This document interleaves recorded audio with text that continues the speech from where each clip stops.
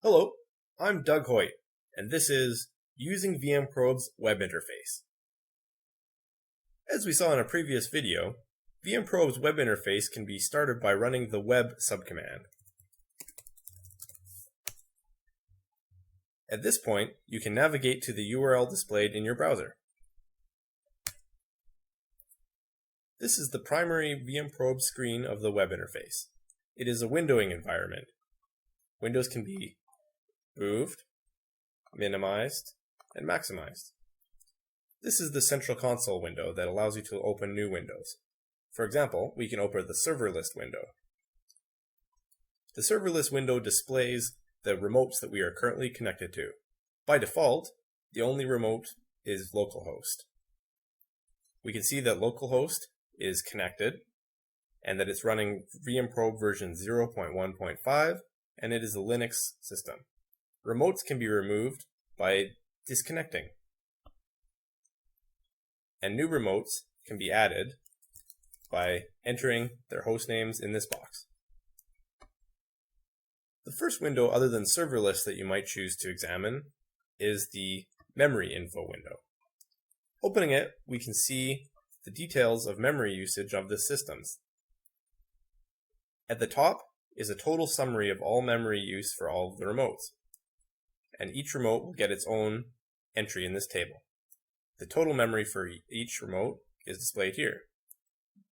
Hovering over each one of these bar segments will give more details about what memory is represented. The green is memory used by applications. The blue is memory used by the page cache. And the purple is memory used by the system or the kernel. This kernel and system memory can be expanded and examined in more detail with this by checking the System Details checkbox. You can now examine things like buffers, page tables, and slabs.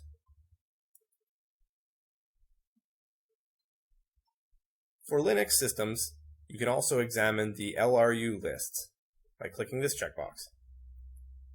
This allows you to examine what percentage of memory exists on the active versus inactive LRU lists. Another useful window is the File System Cache window. This window displays a real-time view of the page residency status of files or directories. Enter the directory or file you wish to monitor in this box here.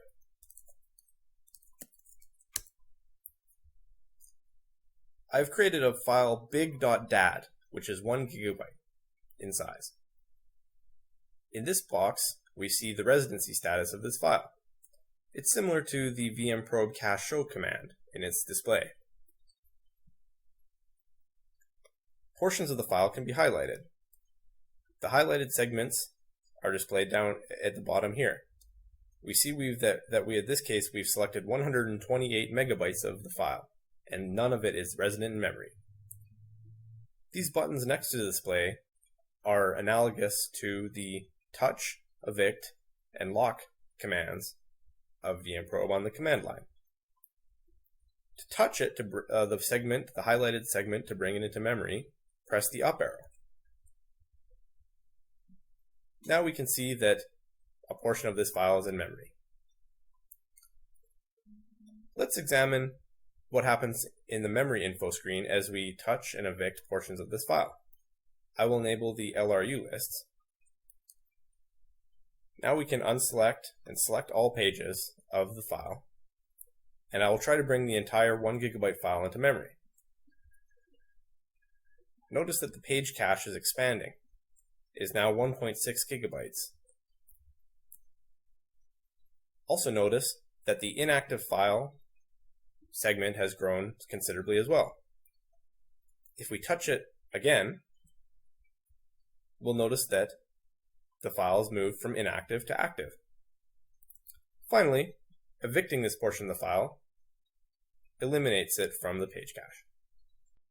To pin portions of a file into memory so that the operating system will not evict it, the lock feature can be used. In this case, I've attempted to lock more memory than my operating system will allow. This can be changed by modifying the ulimits or as running the vmprobe as a user with higher privilege like root. For demonstration purposes, I will now add a small file.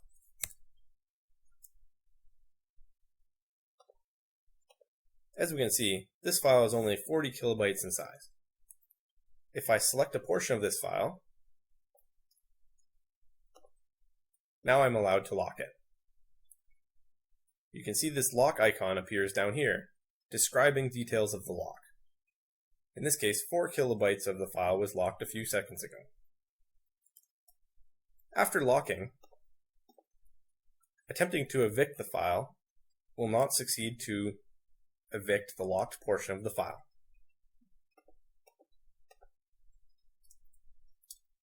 Locks can be removed by clicking the X next to the lock icon at the bottom.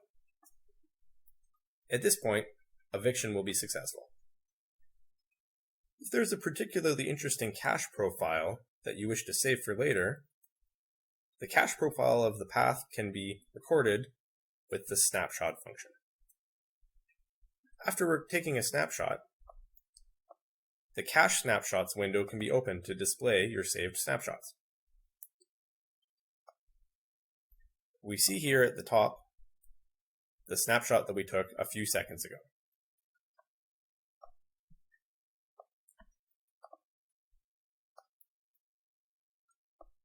As expected, the cache profile of the snapshot is the same as the current profile of the file.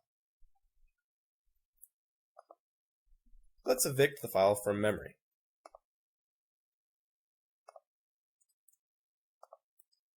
At this point, the cache profile can now be restored by dragging the snapshot into the remote.